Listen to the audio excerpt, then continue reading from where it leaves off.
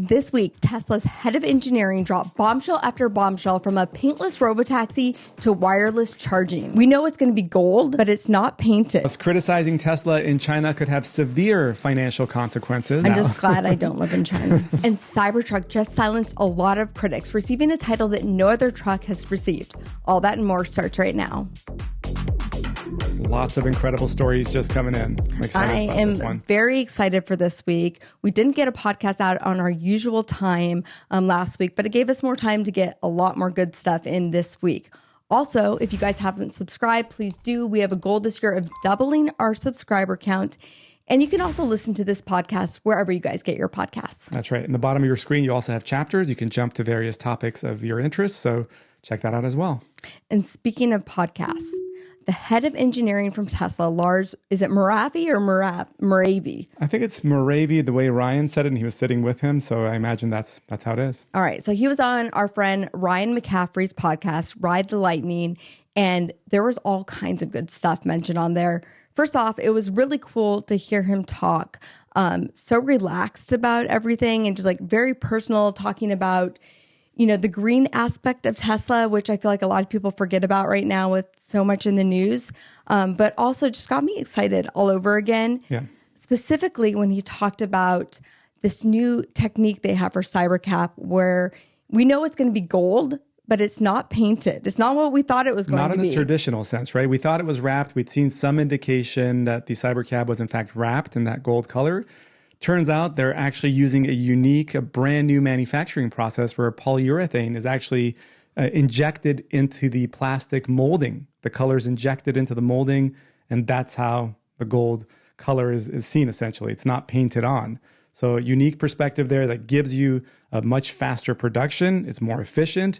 It reduces the need for having any sort of paint shop, reduces costs and any sort of retooling that's necessary. And also it avoids things like orange peel or any sort of paint blemishes, paint bleed that you see as well with other Teslas in the past. People had kind of previously hinted at the paint quality wasn't up to par, but now it's not even being painted in that sense. It's so crazy to me. Like it's a whole different type of material they're basically creating just for Cybercab. He also said that he was inspired by Cybertruck. You have this whole unpaint thing going on there with the stainless steel. And, when you think about that, it really inspired the wrap industry to kind of go crazy. And I'm sure on Cybercab, we're going to see that all over again. But it's incredibly exciting. Do you think that if you do have considered a paint chip area, can you just buffer it out with this material? Well, he suggested that you can just paint it over. Yeah. So it's injected into the body of the vehicle as it's being created. But then if you do have a scratch, you're able to easily just paint over that spot and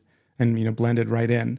So that's the approach they're going to have. And they said they actually can inject other colors. Right now, the focus is on this gold color, but potentially moving forward, if they want to really streamline, maybe a Model Q, a Model 2, kind of a large scale project, this could be something that could be more efficient, cost effective, and just crank these cars out. And they're injected from the get-go with a specific color of your choosing. It seems like so simple. It's why hasn't this been done before? Yeah. Right? It's sort of makes sense. When you think of plastics, they make plastic in any color. It just reduces another step in the manufacturing process, right? Having the body shop or paint shop set up there is now eliminated. So, and it has environmental benefits as well to your, green comment. Something else that he said was they were talking about charging. And I love how he was being really, really coy with this. Ryan was asking him about, Cybercabs and charging and what happened to that snake-like charger that they teased a few years ago. And he said, well, there are other ways basically to charge. And he was kind of being funny about it. And he said, he did say something about different capabilities though with the V4 infrastructure. Yes. And I thought that was interesting because Ryan sort of cut him off a little bit. And I was like, where was he going to go with that? Do you think that V4 maybe has something else to it? He said, quote, could be, but we're making some smart plays on that with the new V4.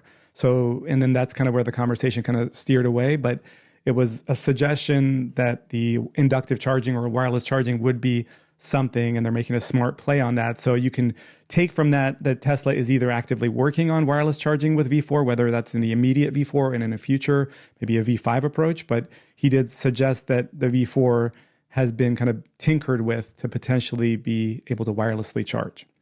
So that was what got me. And I asked Ryan what he thought about that. And he thought that he was going more in the route of like a new infrastructure and like adding different wireless chargers to the existing ones and maybe not making all of them a wireless charger. So, I'm looking forward to finding more clarification on that. What do you guys think? Do you think that it's something that's maybe built into V4?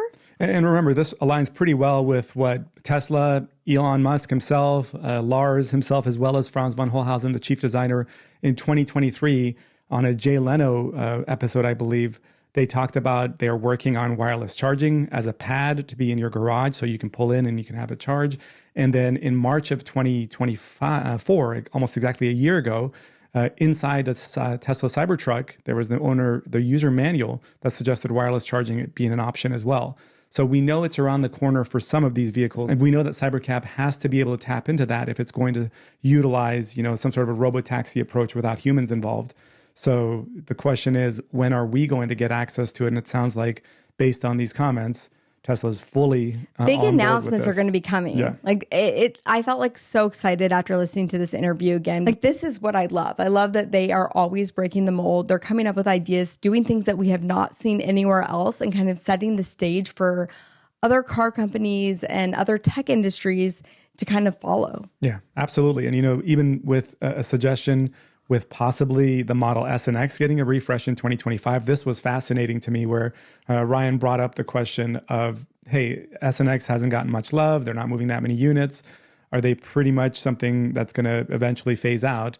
And he made a pretty strong statement saying, actually, be patient. Later this year, we have plans for S and X to get some love. They're definitely not going anywhere anytime soon. So that suggests that, exactly, it's going to get its refresh. It's probably going to get some of these things that you've talked about, which are 48-volt, steer-by-wire, moving forward with things that other automakers haven't quite done yet, where Tesla is breaking the ground on them and essentially rolling these out in its own vehicles. And now, with whether it's paintless approach, steer-by-wire in the Cybertruck, or wireless charging. Yeah, and I love also that Ryan pushed him on the Roadster. Is that actually happening? And he looked him in the eye and he said, yes. We actually talked about it last week. I had a meeting last week. It's real. It's happening. The SpaceX package is real. Yes. That makes me super excited. Yeah, he said, I promise it will come out. Again, kind of confirming that this will be a 2025, sort of an end of 2025 unveil of this. And they suggest the SpaceX collaboration is in place. 0 to 60, we're probably going to be less than 1 second, which is what Elon Musk had said in the past. And briefly hover potentially. The line I like that he used in this was that he said it's capable of breaking the laws of motor physics. This is what Lars suggested in this podcast. And yes, he said on February 11th, which was 2 days before this was recorded apparently, that on February 11th, Tesla did hold an internal meeting about the Roadster project. All right, that gets me excited. There was something else he said. He said, Ryan asked him why the Model Y didn't get the 48 volt. And it was interesting, his answer, because he talked about the supply chain and the Model Y being such a big vehicle and being able to have to mass produce something like that. Mass produce vehicles, what you mean, I assume. But yes, absolutely. Because of that nature, the supply chain limitations on scaling something like that at large as quickly as they know they will have to with this Model Y, it was something that they wanted to phase in. They said eventually all Teslas will get steer-by-wire, especially with the Model S and X, knowing that they're going to come in at low volume, at high price points, and maybe higher margins. It makes absolute sense to roll steer-by-wire into those vehicles first, which a lot of people already suspected. And that's exactly why this refresh Model Y isn't getting it yet, but I think it is coming. Yeah. He also asked him about front-facing cameras, and he wouldn't say anything. So that makes me think that will be something as well. But, it would make sense for them to include all that kind of stuff in there. Moving on, though, we do have a little more details about virtual queues at Superchargers. That's right. The Tesla supercharging team actually confirmed on X with a post saying that they're introducing a virtual queuing program that's going to be rolled out in kind of a pilot program later next quarter, I believe, at select supercharger sites. They haven't unveiled exactly how this is going to work and how they're going to roll it out, but it looks like, because right now in your car, you're able to see how many people are at a supercharger, if there's any weight associated with it. And then when you pull up, moving forward, I guess, Tesla's going to implement a queue where you will actually be the only one that's able to charge in queue in route. But we don't know exactly how it's going to work, right? Yeah. It could go by your VIN number. Tesla could it could be something on screen. It could prevent you from starting to charge if it's related to your VIN. Could, absolutely. but they haven't given too many specifics on that. If it was your VIN, it could say okay, you are third up, pull up to number, C. It would direct you to the specific stalls. Yeah. And then maybe you have like 5 minutes to plug in, get going. I'm sure there'd be something. But then how would you handle other cars that are not Teslas? They've got to use the Tesla app as it is. So I'd imagine you get notifications, or some sort of a message on your app saying that, you're not going to be able to charge until it's your turn.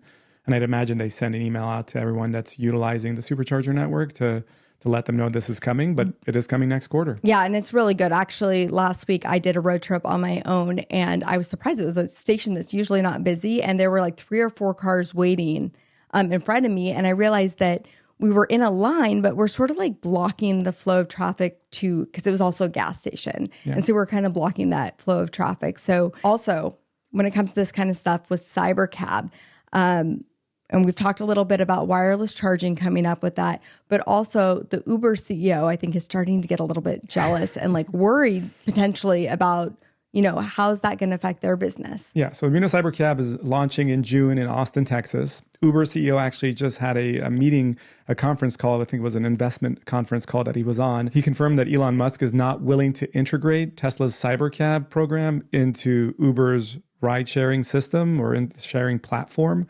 So it's not going to be, having Cybercabs be in Uber and being able to incorporate those just yet. Tesla's going to try to keep this experience entirely in-house, and you'll summon the ride all the way from the completion of the trip will be through the Tesla app on its own ecosystem, at least initially, without relying on any sort of, third-party platforms like Uber. Yeah. Does this surprise you?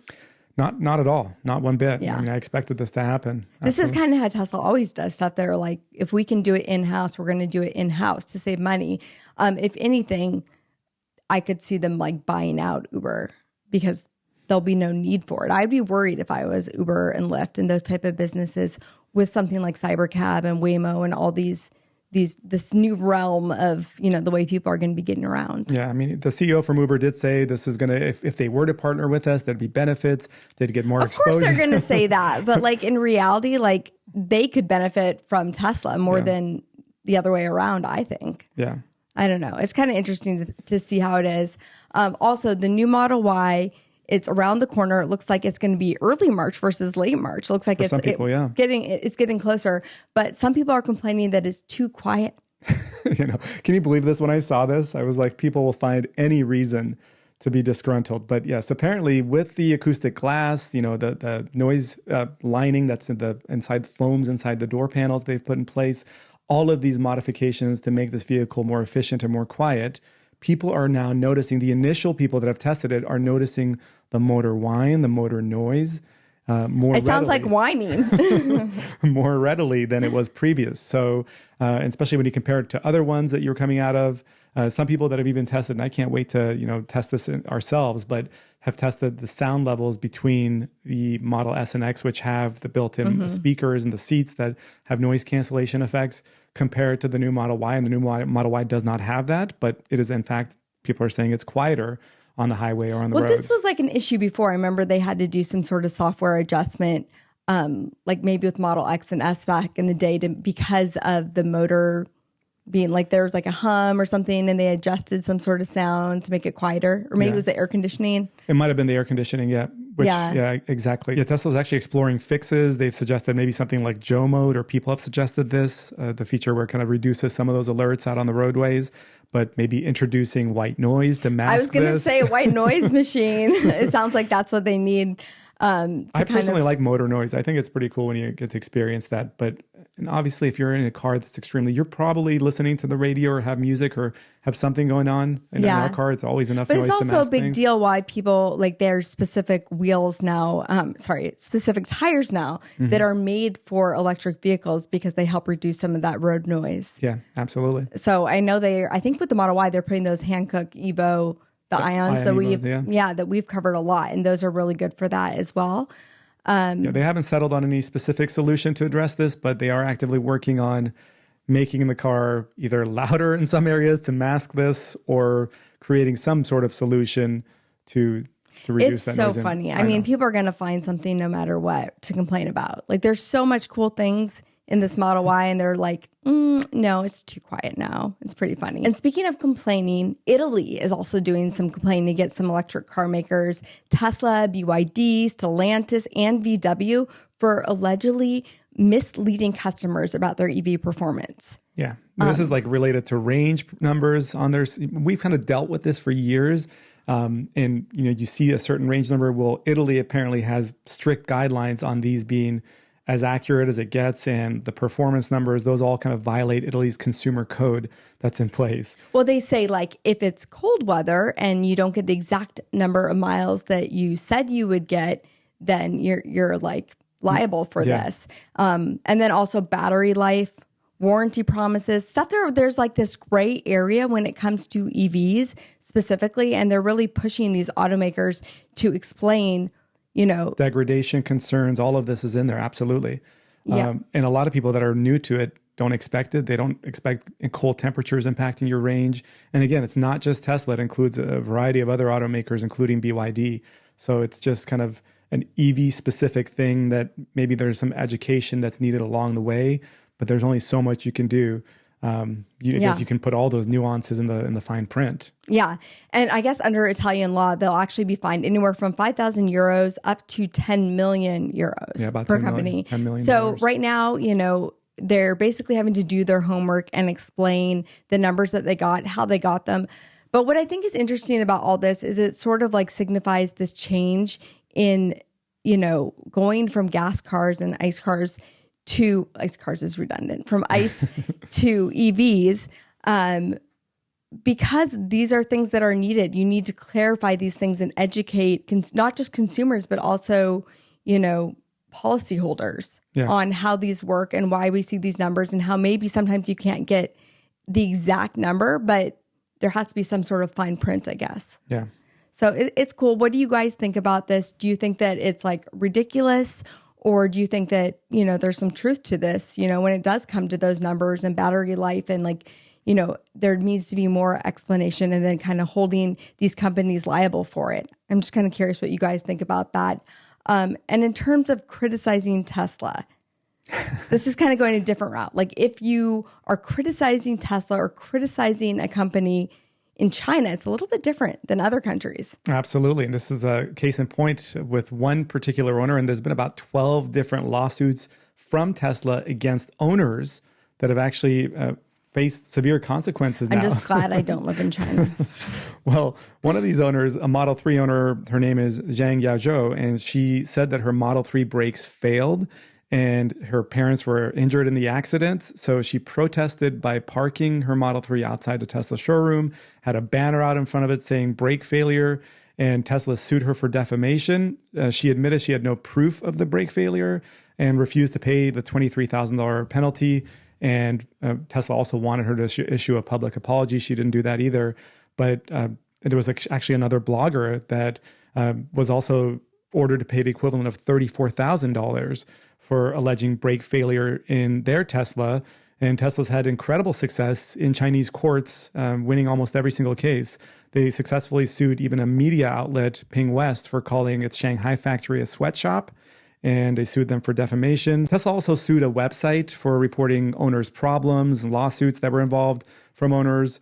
And there was actually an editor from the Associated Press who said that they've been told to not write negatively about Tesla because they're a key company that was protected by the Shanghai government. So really, that's key right there. Because you think of it as an American company, but because they operate there, they're protected by that government. Yeah. So that's why you see this stuff and you're like, oh my gosh, Tesla's doing this. Could that happen to the US? And it's different here in the US because we're protected by our government versus in China. Yeah. So apparently, 12 different agencies or people have been sued by Tesla in China, 11 of them successfully, 6 were owners, just essentially alleging mechanical issues that Tesla didn't like, and even 6 bloggers and 2 media outlets as well. I guess that's why freedom of speech is so important and such a pressing issue right now. It does seem sort of counterintuitive for a company like Tesla, and we know Elon's so vocal about freedom of speech, to be suing people for speaking out. But I guess what you're saying here is it's because it's another country and they're protected under those countries' laws. Well, and I always, say when people are writing crazy negative stuff under our videos or different things that we publish, and I'm just like, you guys, I get it. Elon's the face, but there's 140,000 other people that work for this company, and the vast majority of them are incredibly brilliant and do incredible work. So even if you don't agree with Tesla, it is so short-sighted to keep. Honestly, I was thinking about this earlier. I was born and raised in Iran, and I think about the 90 plus million people that live there, and 99.9% of those people think the most incredible things about the American people. And anyone who's visited that country, even in the United States, visited their YouTubers and such, they will list Iran in the top 2 countries in the world for the most generous, kind, hospitable people.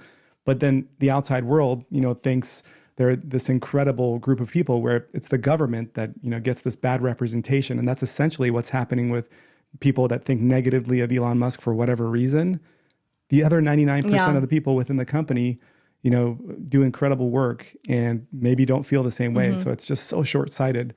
Yeah, to pick that is one of the person. things I really loved actually about that interview with Lars over on Ride the Lightning podcast, was because he talks so much about, what he's done and how he's engineered these vehicles and been with them from the start, and just the entire team at Tesla. And I think that is just so important to think about, all the people and everything that has gone into it. And just because maybe you agree or disagree with, a certain CEO doesn't necessarily mean that, you have to like boycott an entire company or that it represents the entire company. So that's my 2 bits on it. I know there's going to be all kinds of comments now because I said that.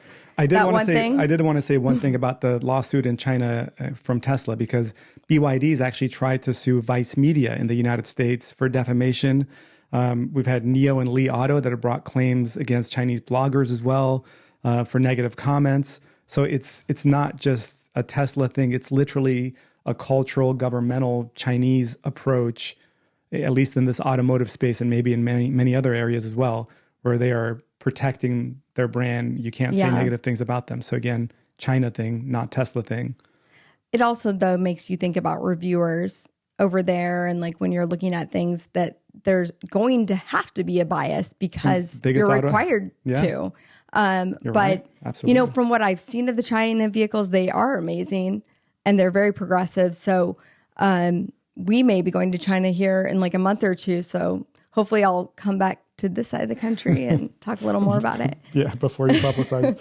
And talking about other countries, one of the big feedbacks that they get is that turn signal. And it looks like they're also going to bring back the option to have the actual physical turn signal on the Model 3. Yeah, this was based on customer feedback. We kind of saw the writing on the wall.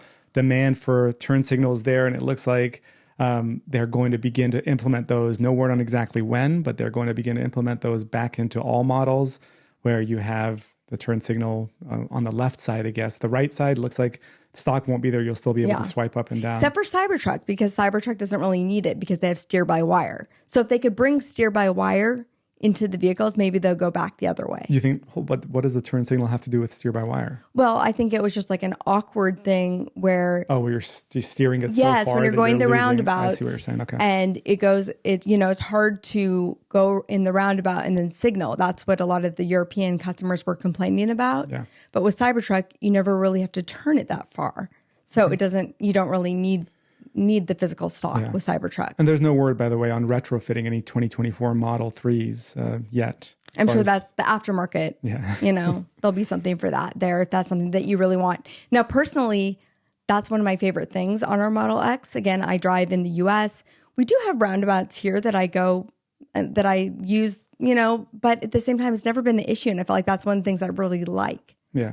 I don't think you're actively trying to signal which exit you're taking out of the roundabout, which you're technically supposed to. Okay. So maybe I'm just a bad driver.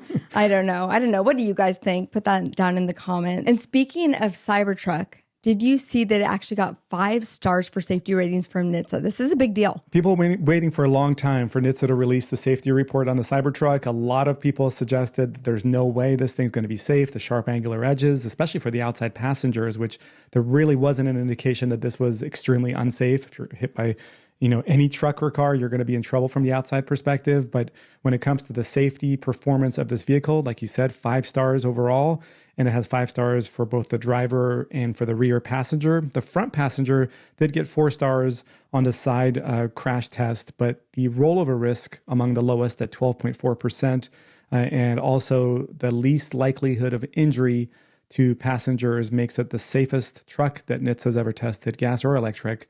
The Ford Lightning actually in 2022 also received a similar score for safety ratings, but this actually had a reduced rollover risk than even the Lightning. Elon Musk actually commented on X saying this is apocalypse level safe. So it's basically coming in with the highest levels of safety we've seen, and it kind of goes in line with Tesla's SX3 and Y, and, all having the highest safety scores. So it follows that as well. Now, it was fun listening to Lars talk about the Cybertruck because I felt like for him, it was like so much pride with it because he kept saying like, they told me that this couldn't be done and we did it. Yeah. So getting this test really just like confirms it that it's like, hey, not only did we do it, but we got 5 stars. Yeah. So the initial, safety concerns people had for Cybertruck being unsafe because of its design, NHTSA said that was unfounded. Now, there are some European countries that have laws in place that don't allow Cybertruck on their roads because of their angular design. UK, France, Germany, and others actually literally have these sharp edges restricted in designs of vehicles. So, you won't see them on the roads unless you get a rounded Cybertruck available. Buffer out the edges. The edges are sharp, though. Yeah. I mean, just don't stick your finger in the front trunk or, I don't know. Yeah. Don't have any loose clothing when you're walking past it either. Yes. That was one of the things I noticed, that it was really sharp, and it also, the doors open 90 degrees. So you kind of have to like watch out, and you're parked next to somebody else because of that. So last week we talked about how Rivian was teasing something new coming up. So now we know what it is. It is their new California Dune Edition.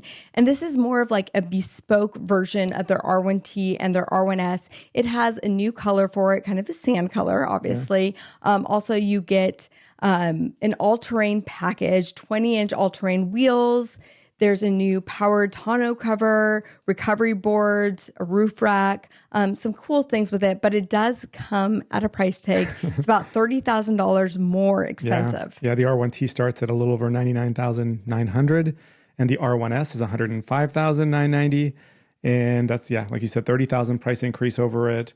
And it does provide some cool features, but I'm thinking this is just in place here to boost interest, boost sales ahead of the R2 and, the R2X and R3 and all these vehicles that are in line very soon. So this just gives you a little bit of incentive to move into something that has higher margins, I imagine, for Rivian right now. So it was rumored, though, that it would be this R1X Bronco Raptor fighter. It's not that anymore. And it's not that anymore. I think some people maybe were a little bit disappointed that it would be something bigger. But at the same time, it does look really cool. I love it. I don't know if it's worth that $30,000 price tag. 'Cause to me, I keep thinking, well, I could put this wrap on my vehicle. I could, do some of these make it look just like that, yeah. Yeah, I could use aftermarket accessories. Now, would I spend $30,000? Maybe if I wanted all of those accessories, it would cost that. Yeah. And it's a tri-motor setup, by the way. It doesn't have the quad motor like the 2025 R1s do. So this actually only has 3 motors. It gets you 850 horsepower, 1,100 pound-feet of torque. It actually outperforms the previous quad motor configurations, though, and it has like a soft sand motor, some integrated software features on the center screen that are specific to this California Dune Edition. So it will be slightly different even on the inside. So it'll be cool, look pretty, and you'll probably it has like a different trim marker on it that says that it has this Dune Edition, which is cool, and it's kind of like a badge, I guess. Yeah. People like that kind of stuff.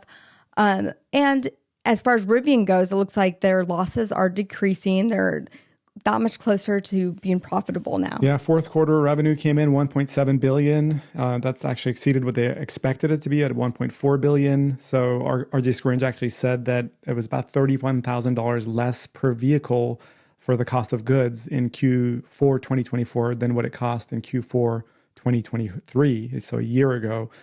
So the cost per vehicle for them to produce these vehicles was dropping by over $30,000 per car. So they're still trying to make money out of these vehicles, but it's getting closer and closer, and the interest is getting more and more. So yeah, hopefully something will happen with this Georgia plant here. We're in Atlanta, so we keep kind of waiting to see what will happen with that. I've heard they hit some hiccups on it again. So yeah, we'll see. We'll see what happens with that. And then going into other vehicle news, it looks like the Mustang Mach-E is getting some huge discounts for people. Yeah, this is actually going to be cheaper to get in some markets to lease than the Toyota Camry, the base model Toyota Camry, even though there's a $10,000 price difference. The base Camry, I think, starts at about $29,000, and the base Mach-E starts at $39,000. And if you're a Tesla owner, they're also giving you $1,000 cash bonus. There's tons of little incentives. So yes, the lease price comes down to being like $230 a month for the Mach-E versus the Camry is like $240 a month. Again, even though the Camry is considerably cheaper, the Mach-E gets you these incentives. Everyone always compares to the Camry. It always goes back to the Camry. It's like pretty funny. Well, I mean, it was the most popular car until the Model Y showed up. But yeah. Yeah, but I mean, the Mach-E we know is their third best-selling EV in the U.S. for 2024. So it's nice to see that they're bringing the price down to make it affordable. It's the third best-selling EV in general. Yes, the best-selling one being the Model Y, the second being the Model 3. So the Mach-E comes in top 3. So what they're trying to do with this incentive they have in place, the bonus cash you'll get if you're a Tesla owner picking up a Mach-E lease, is kind of keeping it competitive against those other ones that are the Prologue and also the Ioniq 5 that was introduced recently. Also Model Y now that's coming out. Yeah, I mean, you're not going to stay competitive with the Model Y. I mean, it's just no chance. They moved 50,000 units. The Model Y moved several 100,000 units in the United States. So it's just not going to be close, but they are still interested in staying ahead of the Prologues and the Ioniq. People love the Mach-E. I think they're headed in the right direction for sure. All right, so when it comes to talking about like second place or third place, let's talk about auto markets in the world by volume. And we're looking at India here. So we know that US and China are number one. China's one, US is two, I believe. You're right. Sorry, I kind of was ahead of myself there. But India is actually number 3, which surprised me when I looked at it because I actually asked Grok, I was like, why is India so important? And this is really why it's so important. They also typically sell cars under $14,000. So they're looking at more affordable vehicles there. So getting Tesla into India would be like considered a luxury vehicle for that. Oh, for sure. A Model 3 starting at $40,000. This would be a dynamic shift to be able to bring this into India. And, India's government has tried to lure Tesla in for a long time. They've dangled carrots and they've, slashed import duties from 100% to 15% for EVs that are under $35,000. And if a company invests $500 million into building a factory within 3 years, there's incentives in place for that as well. And we know India's got issues with pollution. So this covers the environmental aspect of it for India.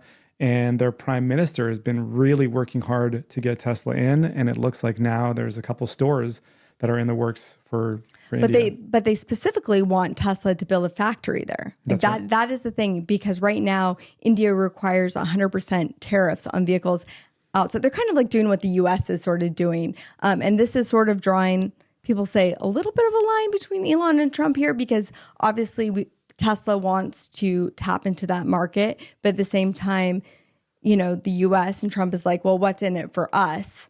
So there's a little bit of like a negotiation going on with this. I'm not exactly sure where that's going to go.